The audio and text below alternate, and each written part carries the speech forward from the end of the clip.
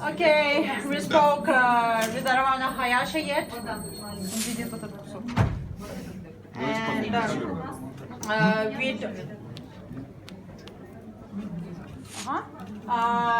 we do social presence theater a little bit. We spoke about Theory U today. We show you our pictures. And now we want to speak with you. You are the основатель. Ina? The founder. The founder of this theory, and thank you so much that you can speak with us. And this is Natalie, your translator for today. And okay, I think we can start. Thank you, Otto, from you so much.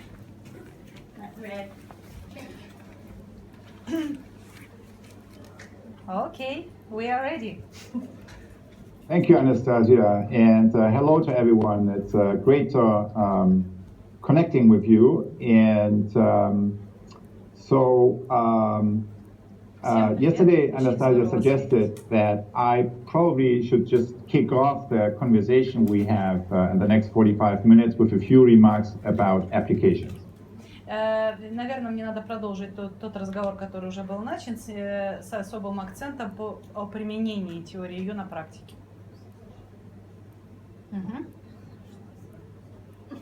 Yeah? All right. Somehow the screen is blank. Yeah, it's because blank. we switched off the light to see you better. Oh, I see. All right. So I'm happy you see me better. I can't see the thing. So Okay, anyhow, we can switch it on. We can switch it on. No problem. Yeah, no, it's okay. So I think it's more important you see me, although I enjoy seeing you as well. But before we switch off the light, one question. How many of you have participated in ULab or in any kind of U theory related activity before? Сколько из вас уже участвовали в какой-то деятельности, связанной с ULab? Okay, it's about 8 people or 8-9 people. All right, fantastic. So I remember in the ULabs kind of seeing like the Impact Hub Moscow kind of once a picture there. So probably that's kind of where you have been meeting or some other place. So I'm very happy to connect, particularly as I've been in Moscow and Russia before, but I haven't been in a while. So it's, and I have not been there very often. So it's wonderful to connect with you this way. And it's fine for you to switch off the light so you can see me better. Okay. Можно выключить свет, чтобы лучше видеть Отто. Он всем посылает пламенный привет. Он бывал раньше в Москве, хотя очень редко здесь бывает. И очень рад снова соединиться с нами. Okay. So Anastasia suggested that maybe I start with a little application or so. So how Theory U is used in organization today. Анастасия предложила Отто рассказать немного о том, как практически применяется теория Ю сейчас в корпоративном мире. And a first application that comes to my mind is a big global automotive organization where Theory U is used for on the HR side for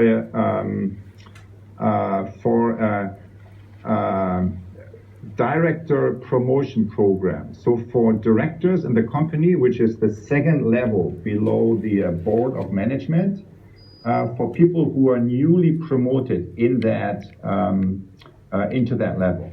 Продвинутых директоров второго уровня, которые вот только что были назначены для того, чтобы они смогли гармонично войти в свою новую роль. So it's the global car company and truck company kind of that also has operations and joint ventures in Russia. So it's Daimler, Mercedes-Benz. Это компания Daimler Mercedes-Benz, у нее есть дочерняя компания в России тоже.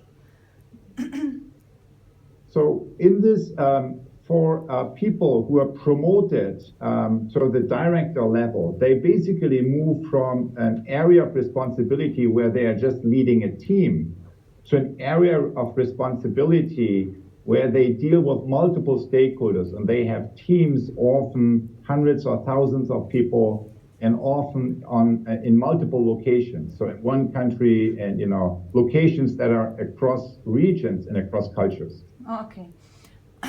Эти директора должны перейти от той деятельности, где они имели дело только с одной командой, к такой деятельности, где они являются частью многочисленных команд, распределенных там в разных регионах с разными культурами, занимающихся разными видами деятельности, и это, конечно, очень большой вызов. And as you probably know from your own organizations, in most jobs, if you are kind of in leadership situations and leadership positions in a company today, in most jobs the following is true: you can only be successful in your job, you can only accomplish your objectives if you manage to influence the behavior of stakeholders around you that you cannot command through hierarchy, but that you need to influence in other ways. Okay. И вы, наверное, замечаете на собственном опыте, что когда вы занимаете определенную позицию, вам надо, единственный способ для вас стать успешным, это научиться влиять на других людей не с помощью власти, не с помощью своего положения в иерархии, а другими способами. Yeah. That's also called the network leadership challenge. So in order to be successful in your job, you have to change the behavior of stakeholders around you that you cannot navigate through the mechanism of hierarchy because they are sitting in other organizations within your own company, or they even happen to operate from other companies. So somehow you need to influence them. How do you do that?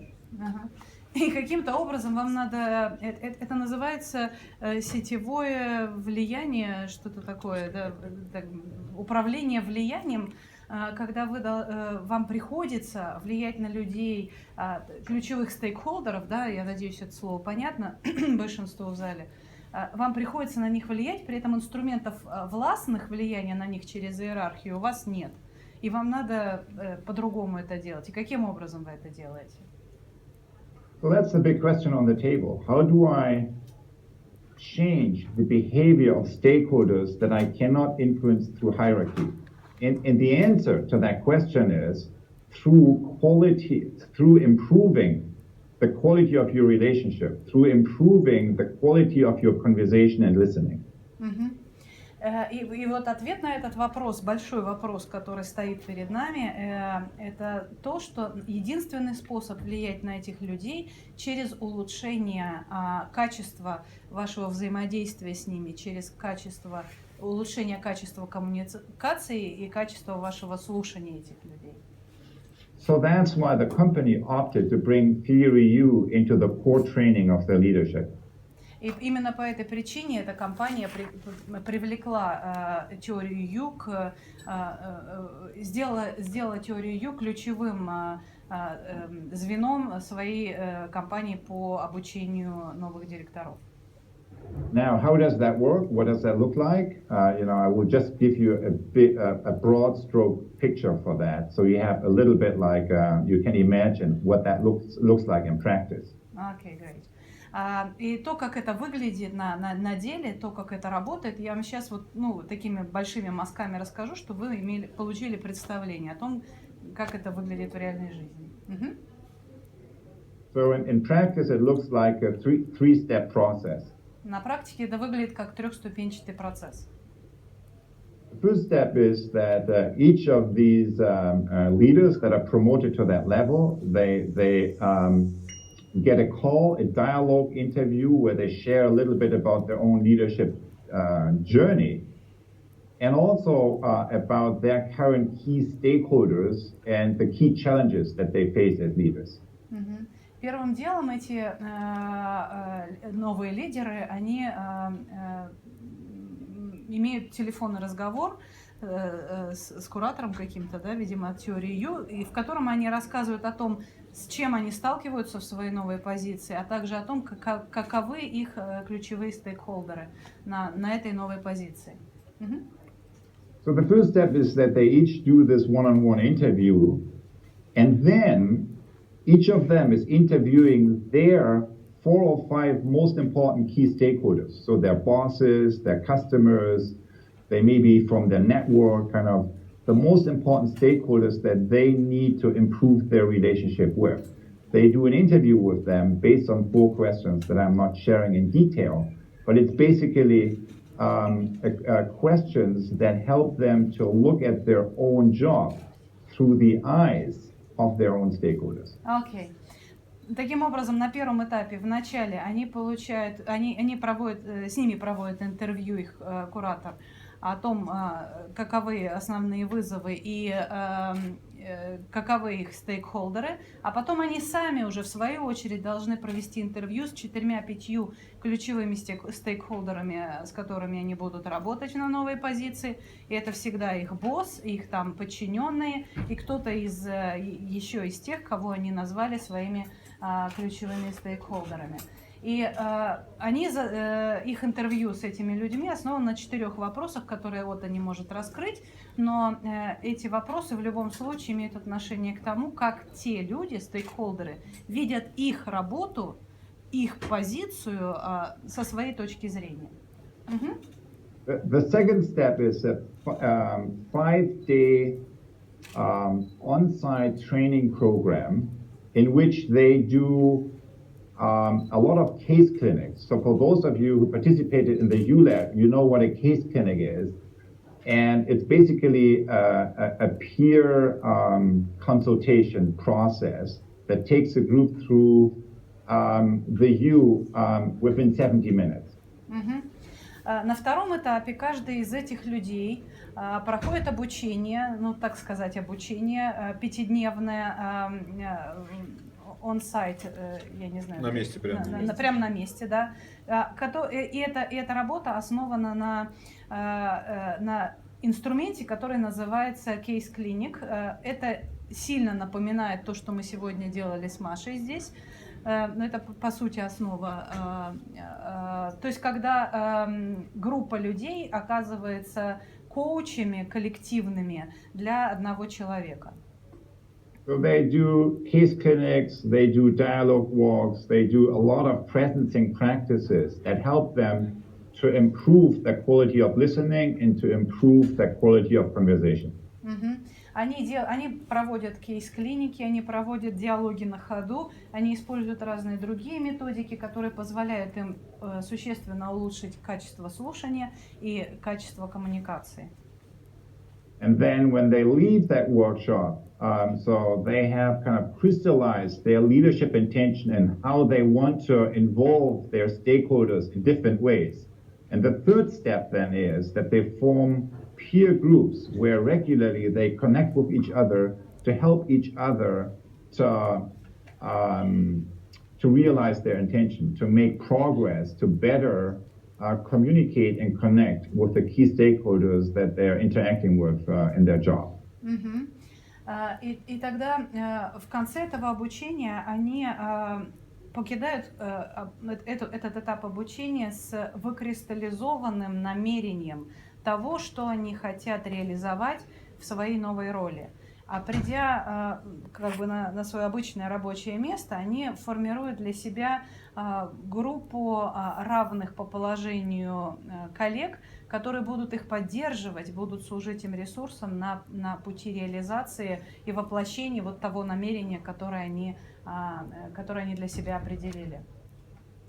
In 2008, when the financial crisis hit the company and the industry, they had the cash shortage, they had to discontinue all leadership programs worldwide with external providers. But the only leadership program that they did not discontinue is this one, because they thought that's so critical for their core leadership DNA that they kept this one going. Okay.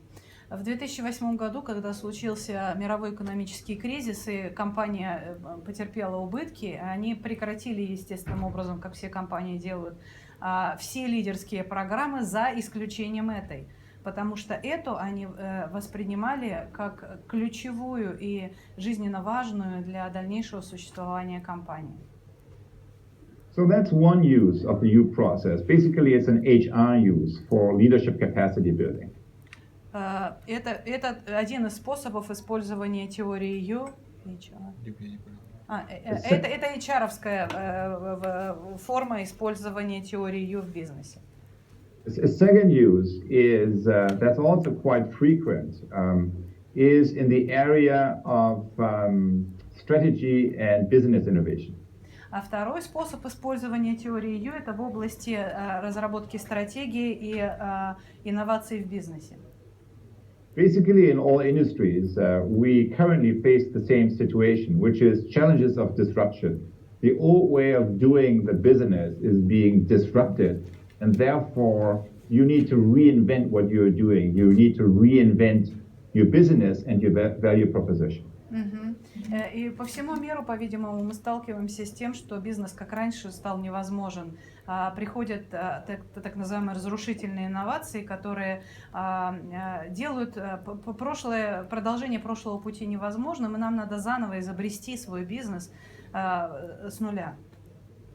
So, for example, we are working with an engineering group now, a global company that's headquartered here in the US that does a lot of business in the old transportation industry, and they are hit by the clean energy and transportation disruption. So they, within the next 5 years, need to reinvent entirely the way they are operating and kind of the products that they are and the services they are focusing on, because their old business, kind of combustion engine and traditional transportation-based business, will go out of the window within the next 10 years. Вторая компания, которую я хотел привести в пример, это инженерная компания, которая, я так поняла, разрабатывает двигатели, что-то там с двигателями внутреннего сгорания, которые на самом деле через несколько лет вылетят в трубу, вообще будут никому не нужны, из-за того, что общество перейдет к использованию чистых источников энергии. И поэтому вот для них теория Ю имела особое значение. So in these cases, we use a 5-step process, kind of 5 stages, something that we call the U Innovation Lab. И в этом случае мы использовали 5-ступенчатый процесс, который мы называем лабораторией. Да, инновационная лаборатория Ю. Спасибо большое. Step 1 is bringing the core team together and identifying what the key challenge, the key innovation challenge is, defining the challenge. На первом этапе мы собираем ключевую команду и определяем вместе с ней, что является ключевым вызовом для этой команды. Step 2 is learning journeys. So you basically go out into the world and you go to the places of most potential. You try, you try to understand the forces of disruption. So for example, the clean energy disruption has to do with renewable energy. It also has to do with digitization. So you go to the places where these forces are already more developed in order to explore opportunities, how you can move from being a victim by this clean energy disruption to a co-shaper of it. Okay. На втором этапе начинается такое инновационное путешествие, в котором эти люди выходят и физически посещают те места наиболее высокого потенциала, то есть те места, где есть шанс найти ответы на свои вопросы. Для этой компании ключевыми вызовами была возобновляемая чистая энергия и дигитализация, да, там как это цифровой, что это, как это на русском? Цифровые технологии. Цифровые технологии. И таким образом для них вот эти места, где это уже работает эффективно, для них они были местами наибольшего потенциала. И это делается для того, чтобы выйти из позиции жертвы и встать в позицию того, кто создает это будущее, а не является жертвой этого будущего. The third step is called the presencing retreat. А третий этап называется presencing, вот этот ретрит. Я даже не знаю, как это перевести. Отступить в присутствие. Ну, то есть вот как бы уединение, да, и место соединения с собой, и с будущим, и с потоком, и при этом, скажи, может, нам просто трудно на русский. It's extremely difficult to translate presencing into Russian. It's okay. Yeah, okay, all right. It's like flow or something. But that's difficult in all languages. That's why I created a new word for that. That's why I'm using so many words, you know. All right. I was noticing that the translation is much longer than is what I said. So I was wondering, No. what is she saying? You'll know later. It sounds beautiful. I wish I could understand. Okay. Он замечает, что на русском все звучит длиннее. Let me share with you what happened in that presencing retreat, all right? So, and if you don't like presencing retreat, just call it a strategy retreat. Сейчас он нам расскажет, что такое presencing retreat, пока я буду это называть presencing retreat, окей? Ретрит мы, наверное, все знаем, да, что такое, но presencing это. So three things are happening there. Там происходят три вещи. The first thing is you make sense of all the learning journeys, everything that you explored, you analyze that, you make sense of that, you really put your arms around that. The team shares everything they learned with each other. На первом этапе команда делится тем, что каждый из ее участников обнаружил в ходе тех путешествий, о которых мы говорили, находит в этом всем смысл и делает какие-то выводы, и уроки извлекает из этого. That's where we use social presencing theater, for example, with the 4D mapping. И в этом месте мы обычно используем social presencing theater, то есть то, что вот Аравана нам сейчас рассказывала, показывал Андрей. The second part is kind of connecting to the deeper sources of knowing. So that's kind of presencing practices, deep reflection practices, spending time in nature, kind of really connecting with the deeper sources of your own creativity, of who you are, and of what changes you want to bring into the world. На втором этапе начинается настоящая практика вот этого presencing, когда ты идешь в природу наедине с собой, соединяешься с природой, с миром, с собой, с глубоким своим намерением, с большим глубоким намерением, и таким образом как бы гармонизируешься внутри и снаружи. And then the last stage of the retreat is basically sharing what came up in that moment of stillness and identifying prototyping initiatives. So identifying initiatives that would allow you to explore the future by doing. А на третьем этапе вы как бы подводите итог всему тому, что вот в этом ретрите происходило, и создаете прототип того, что вы хотите создать в будущем. So that's the first three steps. Step number 4 is prototyping, which is basically design thinking. You explore these initiatives by running small-scale, quick experiments that generate feedback from other stakeholders, which then helps you to improve your idea. На четвертом этапе, ну это 3 этапа закончились, на четвертом этапе вы уже начинаете что-то делать. Вы создаете прототипы, вы много пробуете, создаете каких-то незавершенных вариантов, и тут же их тестируете на стейкхолдерах, немедленно получаете обратную связь, и это позволяет вам улучшать эти прототипы и доводить их до реализации. So the last stage, the 5th stage, is basically that you harvest the key insights from the prototyping and you decide how to move it forward. So which projects, which initiatives are moving from prototype to pilot. A prototype is something you do before the pilot, right? Because it's kind of a lot more about learning and experimentation. And then when you move a prototype to pilot, then you try to develop it in a more comprehensive way. На четвертом этапе вы уже собираете урожай с того, что вы сделали на стадии прототипирования. Вы выбираете те проекты, которые пойдут дальше, и смотрите на то, как они будут реализованы в жизни до того, как запустится пилот. Пилот — это не то, что прототип. Прототип — это больше как бы лабораторная практика.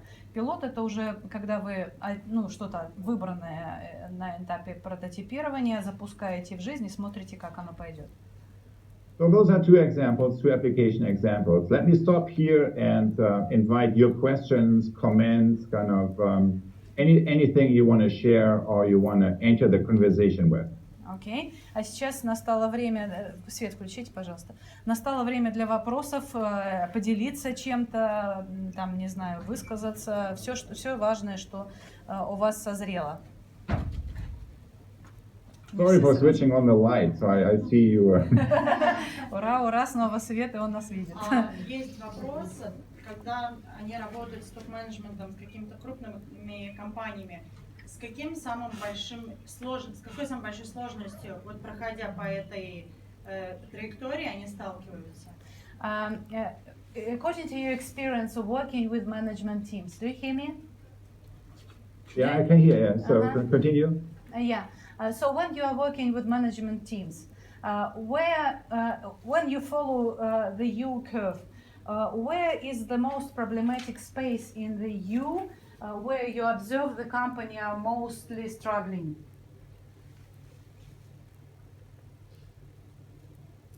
That's an interesting question.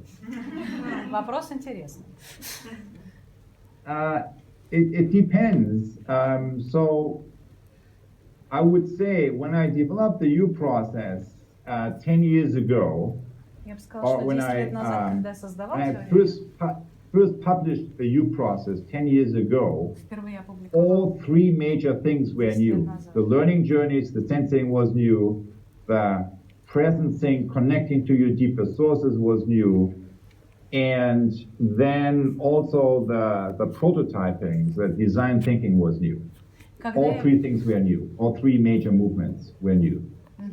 10 лет назад, когда я впервые публиковал теорию Ю, все было совсем новым. И все этапы теории Ю, и сенсинг, вот это спускание по левой части теории Ю было новым, и пресенсинг, который вот нижняя часть теории Ю, тоже была совершенно новой, и прототипирование, правая часть теории Ю, тоже была совершенно новой. Today that's no longer the case. Теперь уже это не так. Today, there's a lot of traction in companies around prototyping, around design thinking. So that's something not many people can do, but many people know it would be nice if we could do that. So there's a lot more openness towards design thinking and prototyping. Okay. В наше время во многих компаниях уже знают, что такое прототипирование, что такое дизайновое мышление, и они, даже если не многие хорошо это делают, то хотя бы они уже знают, что это здорово уметь делать. Then I would say that the second area where we also made a lot of progress over the past 10 years is the presencing, connecting to source. And an example for that is the rise of mindfulness as a key towards being a key instrument for leadership development today. Okay. Второе место, где мы добились наибольшего прогресса, это вот нижняя часть U, где происходит вот этот presencing, соединение с собой, соединение с своим большим намерением. И как мы знаем об этом, мы знаем из того, что лидеры нашего времени, вернее, в развитии лидерства в наше время ключевым моментом стало развитие осознанности. Let me check with you. How many of you kind of have heard about design thinking and prototyping? Сколько из вас, поднимите руки, думали о дизайновом мышлении и прототипировании? Поднимите руки. Some of you. All right. 6 or 7. How many of you have heard about mindfulness as a way of leadership development? А сколько из вас слышали об осознанности как об инструменте развития лидерства? Much more. Much more. So that's even more. That's almost double as many. So that's a great example because if I would have asked the same question 10 years ago, I guarantee you, almost no hand would have gone up. Okay. So the rise of mindfulness as something that's very obscure, that only some meditators do, to something that is more central for the way how we develop leaders today is one of the most remarkable developments over the past 10 years.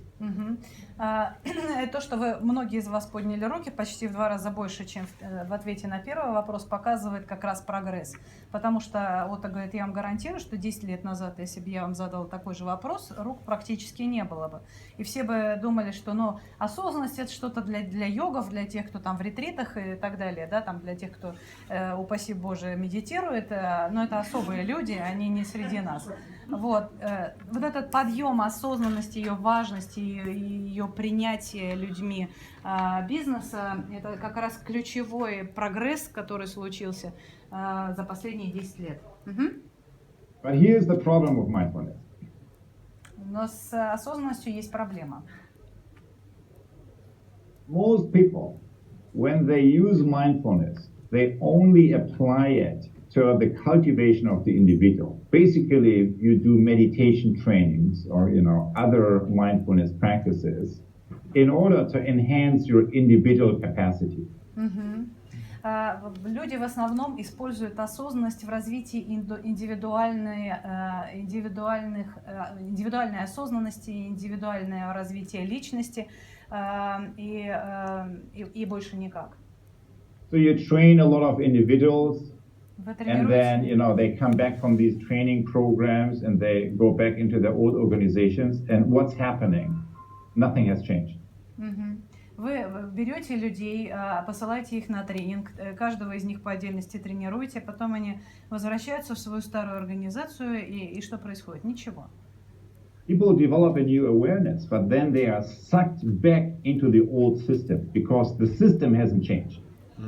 Люди приобрели новую осознанность, но потом они возвращаются на свое прежнее рабочее место, и там их болото затягивает, и они уже ничего не может измениться, потому что культура всегда побеждает человека. And that's basically the blind spot of most mindfulness training today. И это слепая зона большинства тренингов осознанности в наше время. Blind spot is that we need to learn how to apply the power of mindfulness, not only on the cultivation of the individual, but to the transformation of the collective, the transformation of the system. И эта слепая зона заключается в том, что мы должны расширить повышение осознанности и индивидуальности до повышения осознанности организации, в которой они работают. And that's where the U process comes in. И именно здесь применима теория Ю. Because the U process is a method how to apply the power of mindfulness onto the transformation and the evolution of the collective, of the whole system. Потому что это инструмент, который позволяет применить обучение осознанности в организации.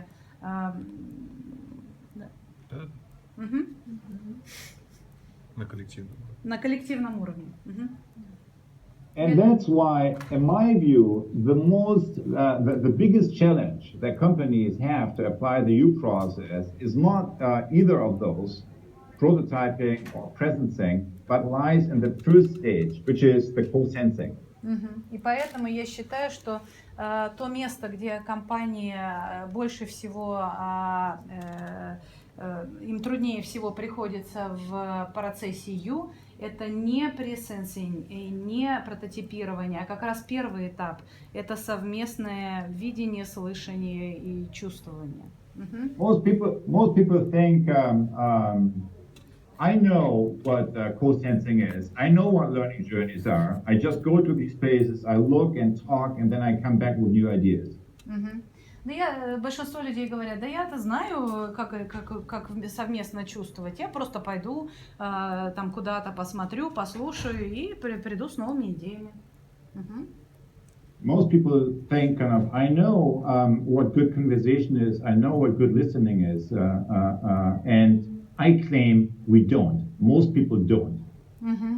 И большинство людей говорит, да я знаю, что такое хороший разговор, хорошее общение, я знаю, как хорошо слушать, но Отто считает, что на самом деле нет, это не так. And that's where the problem starts. И именно здесь начинаются проблемы.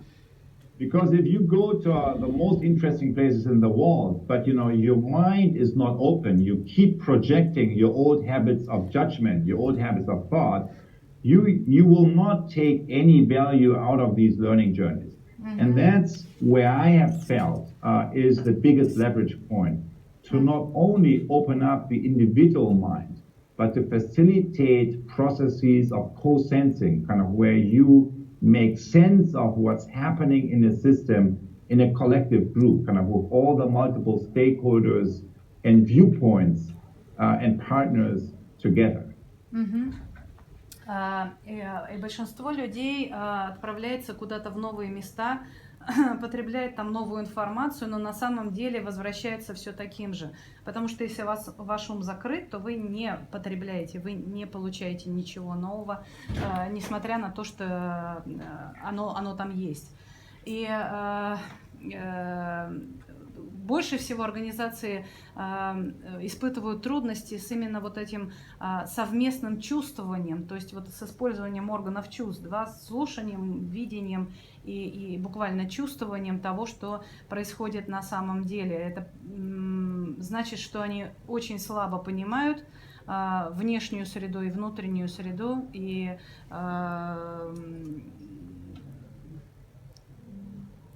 ну да. Простите, я уже он такими длинными предложениями говорит. Okay. Yes. So, what I have found, let me just wrap up my answer to your question now. What I have found is some people are good at prototyping and design thinking. Other people are good at presencing and mindfulness and connecting to your sources. Then there's a third group of people that are really good at listening and kind of co-sensing, creating these spaces of seeing together. But what's usually not happening is that these three things go together. Some people just, most people focus just on one of these capacities and not on all three of them. But the essence of the U process is to link all three of these things, the co-sensing, the presencing, and the prototyping. Окей. Чтобы завершить ответ на этот вопрос, Отто говорит, что есть группы людей, команды, которые очень хороши в прототипировании. Есть совсем другие группы людей, которые очень хороши в прессенсинге. Ну вот в этом вот глубоком осознании. Есть третья группа людей, которые хороши вот в этом совместном чувствовании, понимании текущей реальности. Но он никогда не видел таких команд, в которых все три элемента присутствовали бы.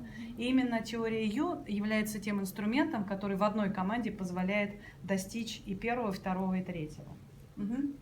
So that's my experience, based on the interactions I have with companies. But I would be interested in what is your experience? What's your own answer to that question that you asked? Or what's the answer or experience other people have in the room towards that question? If you try to apply the U process in companies today, what's the most challenging thing for you? И Отто говорит, это мой опыт, а теперь я хочу ваш опыт узнать. Вот если, да, как бы вы сами ответили на этот вопрос. И как если бы вы стали внедрять теорию Ю в реальной жизни, в реальных компаниях, что было бы наибольшим вызовом для вас? Ну, я могу ответить то, что с чем я сталкиваюсь, работая также с менеджментом компании, что либо очень хорошо развито, люди медитируют, люди знают какие-то практики, но им очень сложно внедрять это, делать на экшен перейти. Либо наоборот, люди все понимают, люди все знают, но при этом, когда ты им говоришь почувствуй, для них они не понимают, как это с бизнесом увязать. И для меня это выход из ПТ. Okay, Anastasia, who asked this question, she says that she noticed also when working with management teams that people either see and understand a lot, but they can't feel, or they can meditate, but they cannot practice. So there is also this disconnection between the three steps. And in Russia it's all the same. And she uses SPT as an instrument, to work with that, this connection. Yeah. So what you describe, Anastasia, is something I am well familiar with from working in China. И Отто то же самое замечал в Китае. So what I find there is very good kind of mental capacities and also very pragmatic in doing things. But the middle aspect, kind of the feeling and the relational intelligence, you can say, the emotional relational intelligence, that's the least developed. And that's where you need to focus on in order to unlock collective creativity and collective intelligence. И он замечал в Китае, что у них очень сильно развита там когнитивная функция, они очень хороши в том, чтобы практически реализовывать что-то, но вот это среднее звено, которое есть presencing, да, оно у них практически отсутствует. Что-то почувствовать, соединиться с другими людьми, почувствовать вот эту эмоциональную и человеческую связь им трудно. И именно это было точкой приложения теории Ю для того, чтобы разблокировать вот этот вот поток энергии и сделать творчество, действительно, настоящее творчество возможным. And you're right that social presencing theater is a key method for making that work. И ты права, SPT это тот ключевой метод, который позволяет этому работать. Про опыт. Мы работаем, сотрудничаем с Анной Марией Эрлих и практикуем социальными людьми в деловой жизни. Можно еще раз, как это называется? Людьми в деловой жизни. Наш опыт знаком с Анной Марией Эрлих.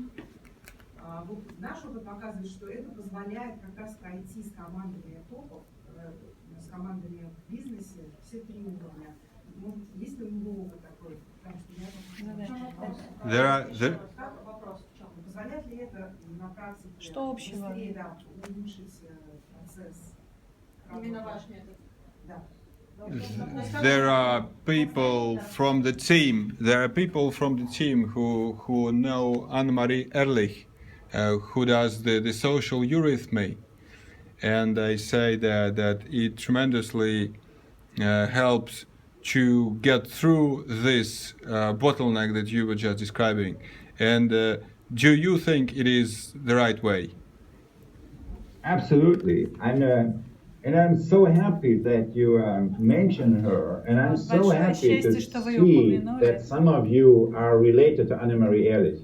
Здорово, что вы с ней связаны и это используете, это прекрасно. I worked with her. I saw her working when I was a student in a company in Germany, and I have been a big fan of her work. And just earlier this year, I have met people, and I tried to get back in touch with her, and she did. So I will take your comment as a further reconfirmation that she and I should meet in the near future. Absolutely. And we should try to connect more closely our work. And I would love to maybe connect that with what you guys are doing in Moscow or in Russia. So I'm a big fan of her work, but I have not worked directly with her for the past 20 plus years. But I think now it's about time to reconnect, and I couldn't agree more with what you said. Окей, Отто говорит, что здорово очень. Он когда был студентом в Германии, он с ней встречался. И сейчас вот есть уже много признаков того, что ему надо с ней снова встретиться, и он будет воспринимать ваше напоминание как еще один фактор, который его будет так сближать с ней, и он обязательно там это сделает. И будет рассказывать ей о том, что в России это тоже... Ну да. Она программу здесь проводит. Окей. Okay. Any more questions? Еще вопросы есть? Все. Нет времени. I'm sorry, the time is over. I forgot about it. Thank you so much. For our team, for all our team, thank you so much, Otto. It's so important for us that you speak with the Russian people. And I think this is start of your lab community in Russia. Yes, and this is the only first step. And okay, in our future, we do a second step and third step. We will. We will. Well, And thank you.